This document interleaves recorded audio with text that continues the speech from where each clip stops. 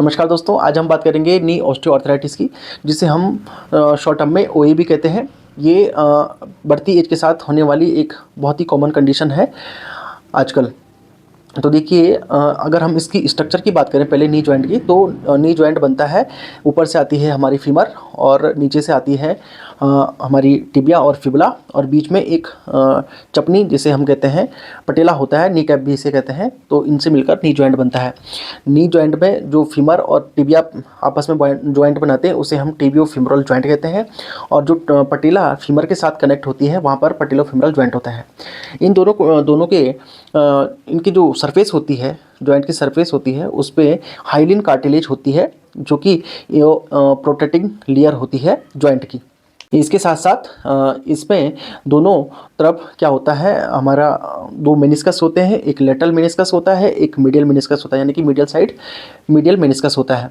इन दोनों से मिलकर क्या होता है, एक तो जो मेनिस्कस होता है वो जॉइंट को क्या करता है, कुशनिंग प्रोवाइड करता है, यानी कि स्मूथ मूवमेंट कराने में हेल्प करता है और शॉक एब्जॉर्बर का काम भी करता है। वहीं जो प्रोटेक्टिंग लेयर होती है वो जॉइंट को आपस में घिसने से बचाती है या फ्रिक्शन करने से रोकती है। तो दोनों मिलकर ये ओवरऑल जॉइंट को है, एक तो उसका जो अलाइनमेंट रहता है वो मेंटेन रहती है, इसके साथ साथ वो प्रोटेक्ट रहते हैं। इसके अलावा नी जॉइंट पे लिगामेंट होते हैं, जो बेसिकली 4 लिगामेंट जो मेन होते हैं। एक होता है एसीएल और दूसरा होता है बीसीएल पीछे की तरफ, और साइड से होते हैं हमारे एमसीएल एंड एलसीएल। तो इनसे मिलकर नी जॉइंट बनता है।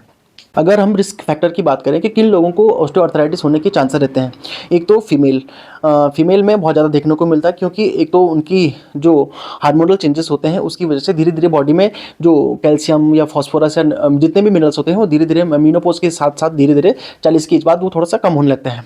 दूसरा ओवरवेट, अगर कोई ज़्यादा ओबीज है, यानी कि जिसको ज़्यादा वेट है, तो उसकी वजह से भी ये ऑस्टियोआर्थराइटिस होने की चांसेस होते हैं, क्योंकि नी जॉइंट पे हमारा ज़्यादा प्रेशर पड़ता है, तो फिर ये प्रॉब्लम होती है।